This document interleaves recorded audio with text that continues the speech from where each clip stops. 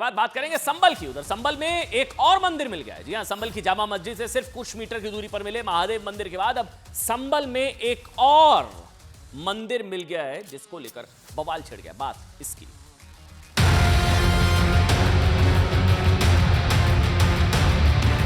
पूरी दुनिया देख रही है किस प्रकार से संविधान का उल्लंघन किया जा रहा है और किस प्रकार से जो ज्यादती की जा रही है। कभी आने वाले समय के अंदर से मुस्लिम समाज नहीं, सेकुलर समाज और पूरा देश इन लोगों को माफ नहीं करेगा।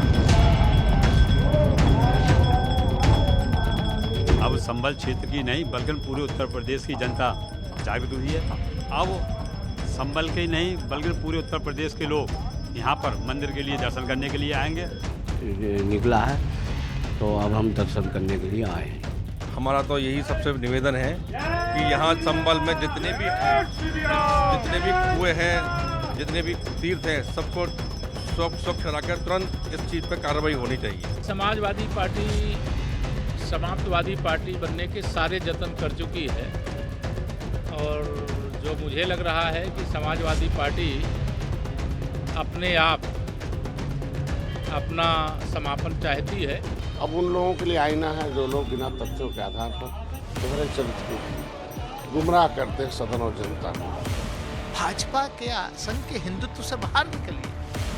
जो इस देश का हिंदुइज्म है उसको पढ़िए, जो इस देश का सूफीज्म है उसको पढ़िए। हर किसी के घर में मंदिर है। इस देश को बांट करके तुम्हारी राजनीति अब चमकने वाली नहीं है। आप बांटना चाहते हो, अब कोई बंटने वाला नहीं है। सब जान चुके हैं बंटने से फायदा नहीं होगा, एक रहेंगे तो नेक रहेंगे। साहब, संबल में एक और मंदिर मिल गया है। मतलब संबल में कितने मंदिर हैं?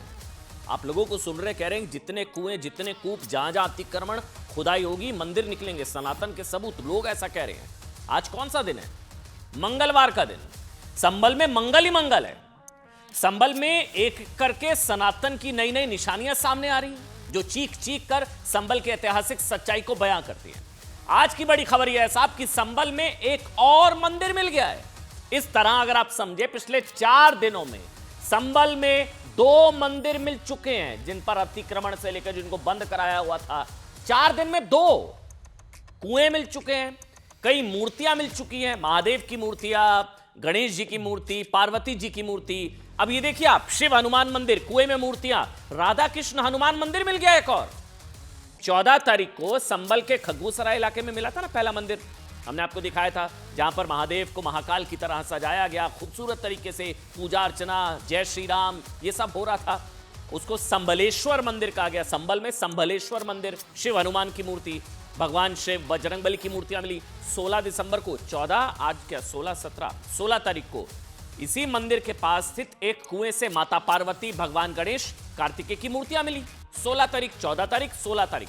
अब आज संबल में एक और मंदिर मिल गया, राधा कृष्ण के साथ हनुमान जी की मूर्ति है। ये मंदिर भी संबल के मुस्लिम बहुल इलाके सराय तरीन में मिला है। जो संबल की जामा मस्जिद से, जिसको कहा जा रहा है वो जामा मस्जिद हरिहर मंदिर है, जो योगी आदित्यनाथ ने कल बताया कि बाबरनामा में लिखा है, मैं नहीं कह रहा हूं, योगी आदित्यनाथ ने कहा कि बाबरनामा में लिखा है कि संबल की जामा मस्जिद श्री हरिहर मंदिर को तोड़कर बनाई गई। उस मस्जिद से सिर्फ 1 किलोमीटर की दूरी पर, हालांकि प्रशासन ने इसका ताला खुलवा दिया। ये 3 दशक, 4 दशक, 5, ये 46 साल, 48 साल पहले 78 के दंगे के वक्त मंदिर बंद पड़े थे। देखिए बजरंगबली मंदिर की साफ सफाई शुरू हो चुकी है। अच्छा, लोगों का दावा है साहब कि यह मंदिर काफी समय से बंद था। कई वर्षों पहले इस इलाके में 40 से 45 परिवार, हिंदू परिवार रहते थे। फिर क्या हुआ, वो कहानी मैंने आपको कल भी सुनाई। दंगा हुआ था एक 78 में, 1978, 46 साल पहले।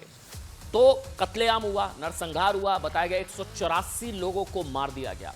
1978 लोगों की दुकानें जला दी गई, घर जला दिए गए। संबल हिंदुओं के हाथ से निकल गया। संबल 45% से 15% रह गए हिंदू। उसके बाद हिंदू परिवार अपने घरों को छोड़कर इस इलाके से पलायन कर गए। अब देखिए, अब आ रहे सनातन के सबूत। उस वक्त से ही ये मंदिर बंद पड़ा है, लेकिन अब लोग इस मंदिर का ताला उन्होंने खोल दिया। सफाई हो रही है और आरती शुरू हो गई है। जय श्री राम, हर हर महादेव के नारे। ये देखिए, सुना सकते हैं हम? थोड़ा सा सुनाइए साहब। देखिए आरती हो रही है साहब, ये देखिए आप।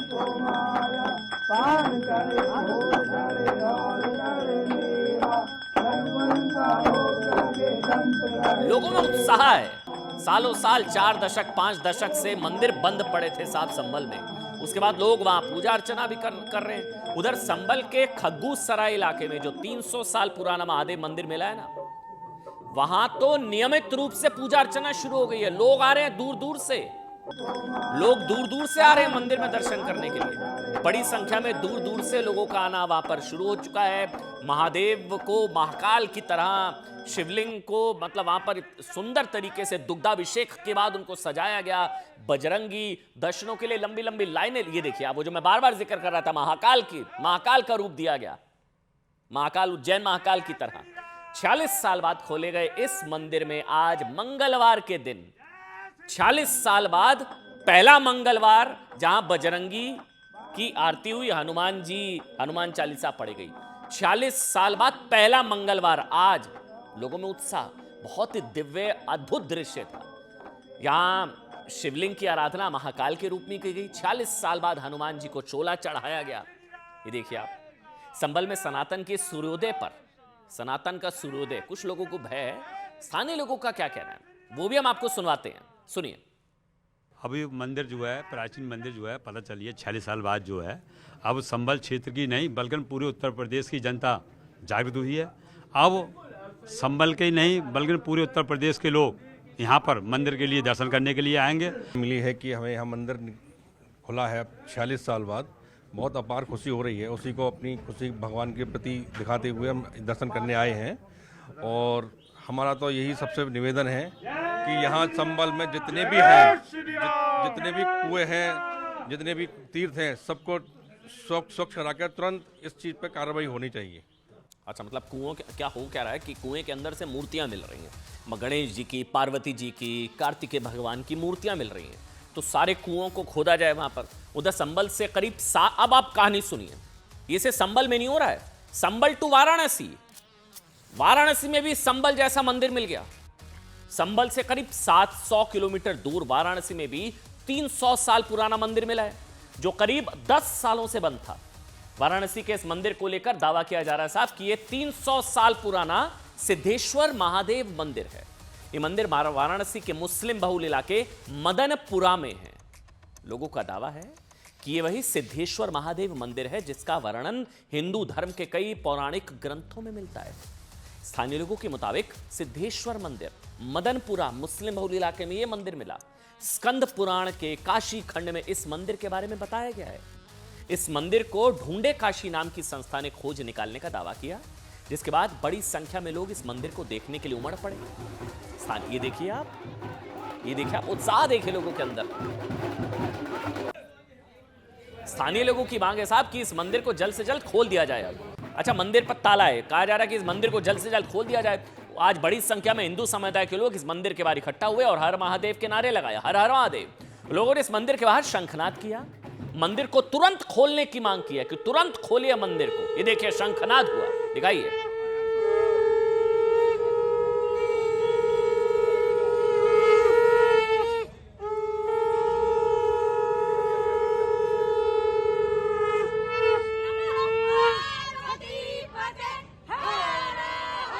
फिलहाल हम उसको एक बार रिकॉर्ड देख लें। सार्वजनिक संपत्ति है कि व्यक्तिगत संपत्ति पर जैसा भी होगा वैसा किया जाएगा खोलने और बंद करने के बारे में, क्योंकि अभी तक ताला बंद है। अभी तक कोई ताला बंद करने वाला कोई क्लेम नहीं किया कि ताला मैंने बंद किया है, कोई किसी को रोक भी नहीं रहा है। फिर देखते हैं, जांच के बाद ही होगा। अच्छा, इसको ऐसे समझिए, वाराणसी के जिस मुस्लिम बहुल इलाके मदनपुरा में ये मंदिर मिला है, वहाँ तनाव के हालात पैदा हुए हैं साहब, क्योंकि बड़ी संख्या में लोग मंदिर के बाहर जुट रहे हैं कि मंदिर खोलो, मंदिर का ताला खोलिए, जल्द से जल्द खोलिए मंदिर का ताला। लोगों का कहना है कि अगर मंदिर का ताला नहीं खुलवाए तो खुद इसे तोड़ देंगे वो मंदिर का ताला। जबकि प्रशासन का कहना है साहब कि पहले मंदिर के अभिलेखों की जांच की जाएगी, उसके बाद ताला खुलवा दिया जाएगा।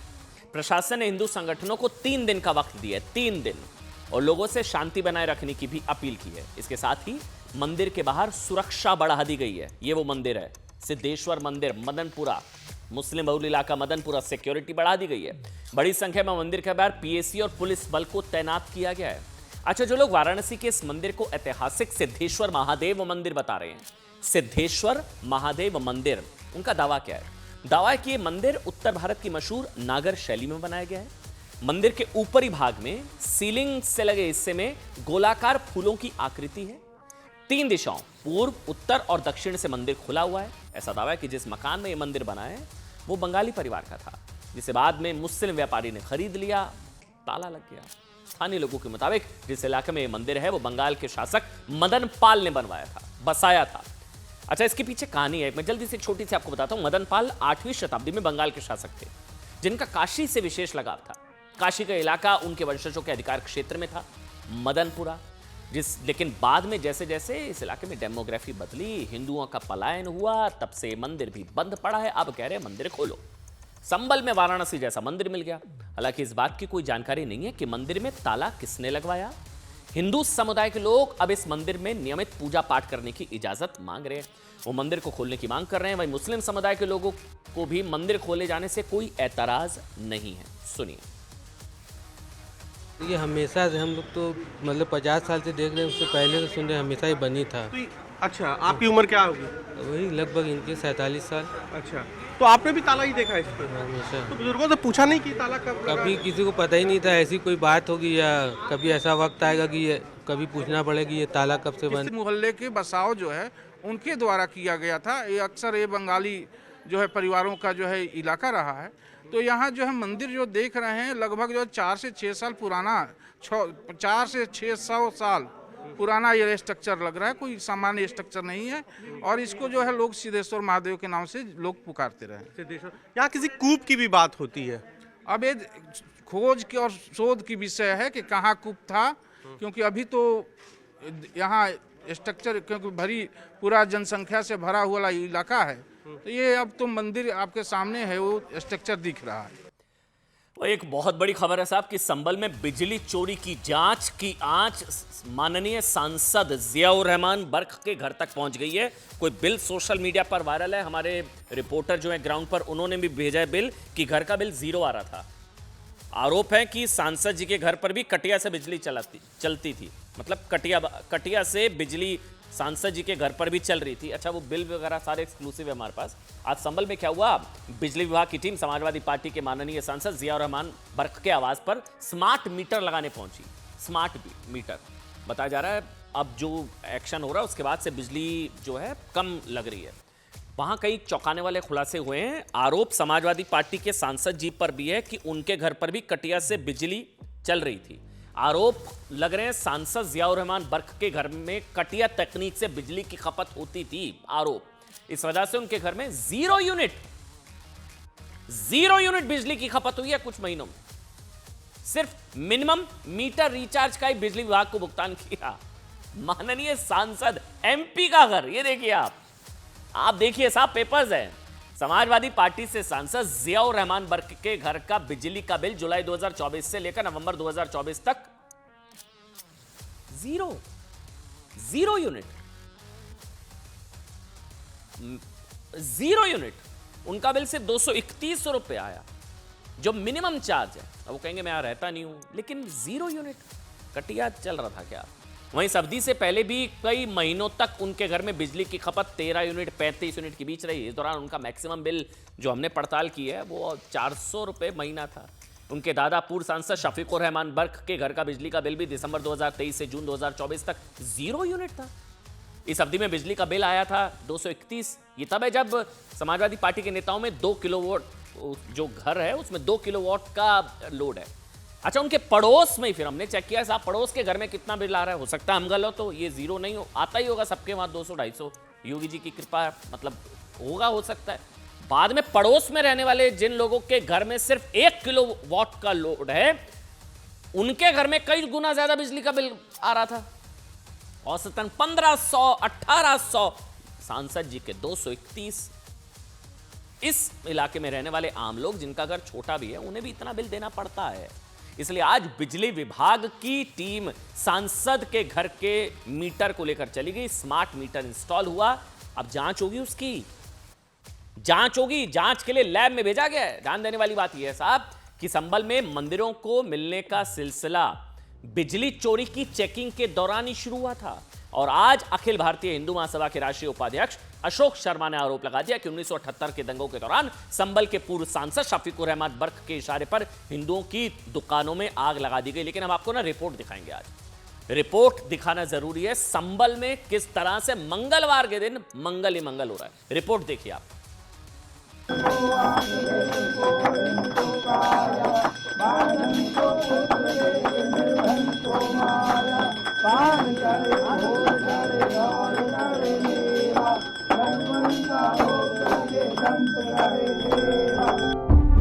छियालीस साल बाद संभल में सनातन का सूर्योदय हुआ।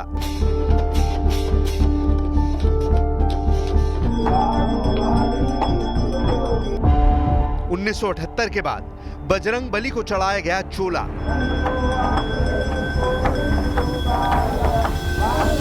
संभल में आज मंगलवार के दिन हनुमान जी की गूंज सुनाई दी।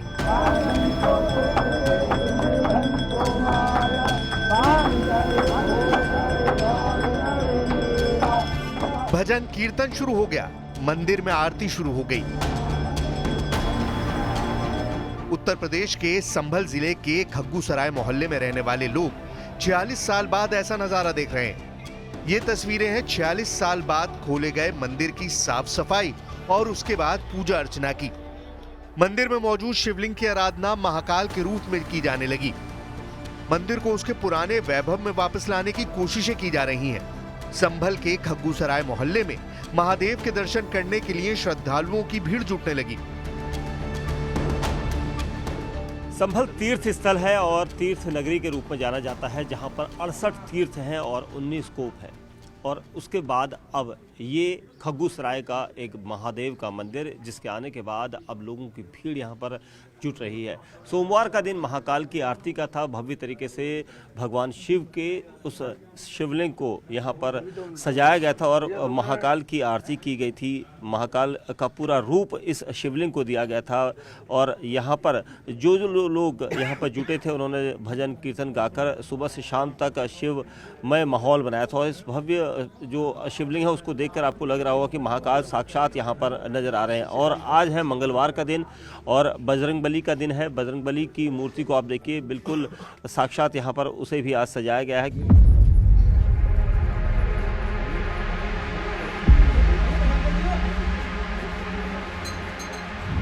46 साल बाद खुले इस मंदिर में हनुमान जी की मूर्ति और शिवलिंग मौजूद है। मंदिर के रंग रोगन के बाद ही पूजा आरती के लिए पुरोहित की नियुक्ति की गई, जिसके बाद वहां भक्तों की भक्ति का नजारा कुछ अलग ही दिखा। सोमवार को इस शिवलिंग का साज श्रृंगार उज्जैन के महाकाल की तर्ज पर किया गया। यही नहीं, महाकाल की तरह महादेव के उद्घोष और डमरू की धुन के साथ महाआरती की गई। ये हमारे 68 तीर्थों में से एक तीर्थ है। यहाँ 68 तीर्थ हैं और ये देव नगरी है संभल हमारी। और यहाँ जो है भगवान श्री कल्की का 10वां अवतार होना है, जो 64 कलाओं से युक्त होंगे। और कहा ये जाता है कि जब वो अवतार लेंगे तो यहाँ पर जो है वातावरण ही कुछ और होगा। यहाँ पर कल 3 बजे बाबा का महाकाल जी का श्रृंगार करा गया और हमने अपने हाथों से ही ये श्रृंगार करा। और यहाँ पर भस्म आरती हुई रात्रि में और भगवान का भजन कीर्तन और प्रसाद वितरण करा गया। और ये सब कहा जाए तो प्रशासन का ही योगदान बहुत है।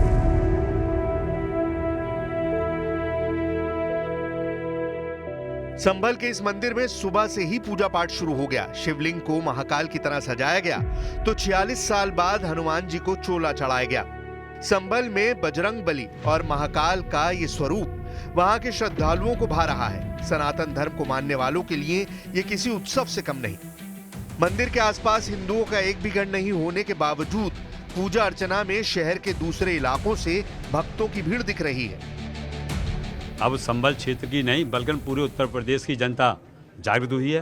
अब संभल के ही नहीं बल्कि पूरे उत्तर प्रदेश के लोग यहाँ पर मंदिर के लिए दर्शन करने के लिए आएंगे। हमने अपने हाथों से ही श्रृंगार करा और यहाँ पर भस्म आरती हुई रात्रि में और भगवान का भजन कीर्तन और प्रसाद वितरण करा गया। और ये सब कहा जाए तो फिर शासन का ही योगदान बहुत है। बताया जाता है कि यह मंदिर 400 साल पुराना है। 1978 के दंगों के बाद से ये मंदिर बंद है। मंदिर को जब खोला गया तो इसमें शिवलिंग, हनुमान जी और नंदी की मूर्ति मिली। जानकारी के मुताबिक अगर बिजली की चेकिंग नहीं होती तो मंदिर नहीं मिलता। संभल में 46 साल बाद मंदिर खोले जाने के फैसले पर जहां श्रद्धालुओं में खुशी है, वहीं समाजवादी पार्टी के नेता योगी सरकार पर हमला कर रहे हैं। नौनिहाल बच्चे मर गए, लोगों के घरों के चिराग बुझ गए, उस पर कभी उन्हें चिंता नहीं हुई।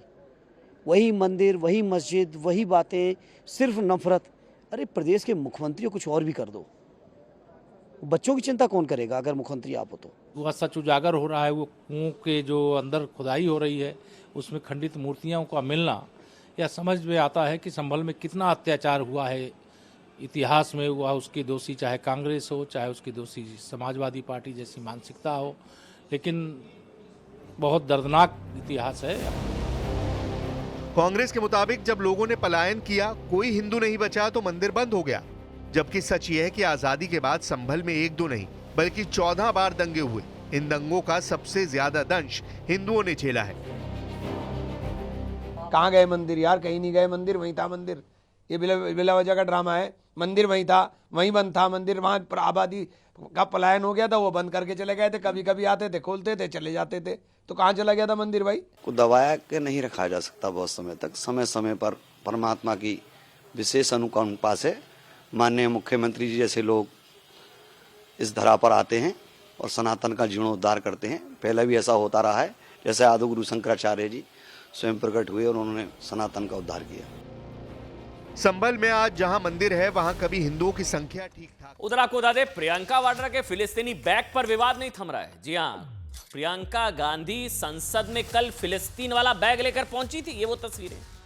बीजेपी ने उन पर मुस्लिम तुष्टीकरण के आरोप लगाए। बीजेपी ने आरोप लगाया कि प्रियंका वाड्रा ओवैसी की राह पर है और कांग्रेस नए जमाने की मुस्लिम लीग बन चुकी है। आज बांग्लादेश वाला बैग आ गया। जी हां, जिसके बाद आज वो दूसरा बैग लेकर संसद पहुंची प्रियंका वाड्रा। और बैग में क्या लिखा था कि बांग्लादेश के हिंदुओं और ईसाइयों के साथ खड़े हों। वैसे आज प्रियंका वाड्रा बांग्लादेश के हिंदुओं के साथ खड़े होने की बात कर रही है, लेकिन बांग्लादेश के हिंदुओं को ही जब नागरिकता देने की बात की जाती है सीएए के तहत, तब यही कांग्रेस पार्टी सीएए का विरोध करती है। लेकिन यहां बैग पर लिखा गया बांग्लादेश के हिंदुओं के साथ खड़े हों। क्या प्रियंका वाड्रा ने कल फिलिस्तीन के समर्थन वाले बैग को लेकर हो रहे विवाद को आज बांग्लादेश के हिंदुओं का समर्थन करके मतलब क्या बैलेंस करने की कोशिश की है? ये सवाल इसलिए पूछे जा रहे हैं क्योंकि ये सब पूरी प्लानिंग के साथ किया गया। आज क्या हुआ मैं आपको बताता हूं। आज प्रियंका वाड्रा बांग्लादेश के हिंदुओं के समर्थन के लिए जो बैग लेकर आई, वैसा ही बैग बाकी सांसदों के पास भी था। कल तो एक ही था ना फिलिस्तीन वाला, आज सबके साथ। इन लोगों के हाथ में ये बैग लेकर संसद परिसर में बांग्लादेश में हिंदू समुदाय और दूसरे अल्पसंख्यकों के खिलाफ अत्याचार को लेकर विरोध प्रदर्शन किया और मोदी सरकार को घेरने की भी कोशिश की। विपक्षी नेताओं ने क्या कहा, सरकार की तरफ से बीजेपी क्या कह रही है, केशव प्रसाद मौर्य सुना देते हैं। योगी आदित्यनाथ ने भी आज प्रियंका वाड्रा पर हमला बोला है, सुनिए। कल कांग्रेस की एक नेत्री संसद में फिलिस्तीन का बैग लेकर घूम रही थी और हम यूपी के नौजवानों को इजराइल भेज रहे हैं। वहां पर यूपी के अब तक लगभग 5,600 से अधिक नौजवान इजराइल गए हैं निर्माण कार्य करने के लिए, और हर नौजवान रहने का फ्री, खाने का फ्री और 1.5 लाख रुपए उसको वहां पे अतिरिक्त मिल रहे हैं और पूरी सुरक्षा की गारंटी भी है। कांग्रेस और समाजवादी पार्टी में मुस्लिम तुष्टीकरण करने की होड़ लगी हुई है। अपने को मुसलमानों का मसीहा दिखाने के चक्कर में, वोट बैंक जुटाने के चक्कर में इस प्रकार के और उनके ड्रामे देखने को मिलेंगे, लेकिन उस ड्रामे से उनको हासिल कुछ नहीं होगा। उधर असद ओवैसी ने पोस्ट किया, सीएम योगी के बयान पर हमला बोला। दिखाते हैं आपको। असद ओवैसी ने सोशल मीडिया पर लिखा कि भारत सरकार खुद भारतीयों को सलाह दे रही है कि वो इजराइल की यात्रा ना करें। ये तो भाजपा के राज्य और केंद्र सरकारों की नाकामी का ठोस सबूत है कि मजबूर गरीब लोगों को इजराइल जैसी जगह काम पर जाना पड़ रहा है। अगर यहाँ रोजगार के अवसर होते तो कोई इजराइल मजदूरी करने क्यों जाता। प्रियंका के बैग पर विवाद आज भी जारी। दिल्ली के जामिया मिलिया इस्लामी यूनिवर्सिटी कैंपस के अंदर एक बार फिर नारेबाजी की घटना सामने आई है। दरअसल 2019 में हुए सीए विरोधी प्रदर्शनों की बरसी के मौके पर एक बार फिर से नारेबाजी देखने को मिली है।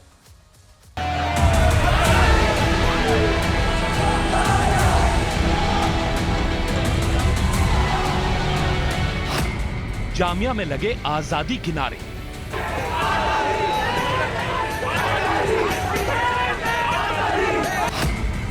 CAA विरोध की बरसी पर नारेबाजी।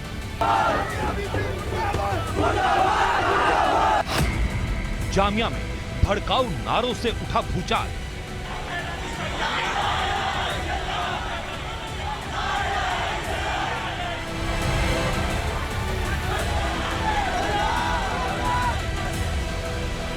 हंगामे और प्रदर्शन की ये तस्वीरें दिल्ली के प्रतिष्ठित जामिया मिल्लिया इस्लामिया यूनिवर्सिटी से आई हैं, जहां CAA विरोध की 5वीं बरसी पर पूरा कैंपस आपत्तिजनक नारों से गूंज उठा। जामिया में भड़काऊ नारों से यूनिवर्सिटी का माहौल गर्मा उठा।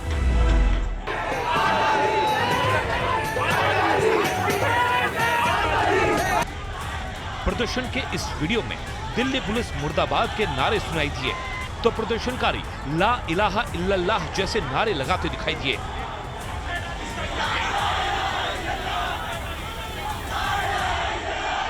प्रदर्शन में शामिल छात्रों ने यूनिवर्सिटी के वाइस चांसलर को भी नहीं छोड़ा, उनके खिलाफ भी नारेबाजी करते नजर आए।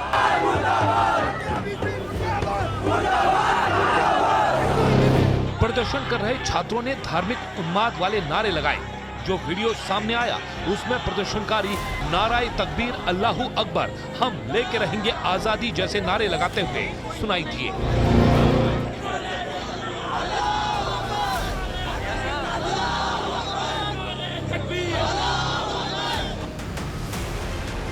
दरअसल 15 दिसंबर 2019 को CAA के विरोध में जामिया मिल्लिया इस्लामिया के कैंपस में प्रदर्शन हुआ था और तब पुलिस यूनिवर्सिटी के कैंपस में घुस गई थी। उसी घटना के विरोध में बीती रात छात्र इकट्ठा हुए और जामिया मिल्लिया इस्लामिया यूनिवर्सिटी के कैंपस में प्रदर्शन किया। इस दौरान प्रदर्शन कर रहे छात्रों पर कई भड़काऊ नारे लगाने के आरोप लगे। जामिया मिल्लिया इस्लामिया यूनिवर्सिटी में प्रदर्शन कर रहे छात्रों ने न सिर्फ दिल्ली पुलिस के खिलाफ नारे लगाए, बल्कि बीजेपी के छात्र संगठन ABVP के खिलाफ भी नारेबाजी की।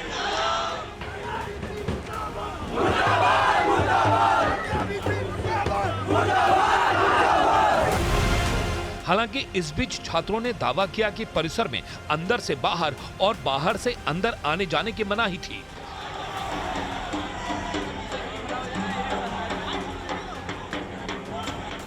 छात्रों ने यह भी आरोप लगाया कि विश्वविद्यालय प्रशासन जानबूझकर उनके आयोजन को रोकना चाहता था।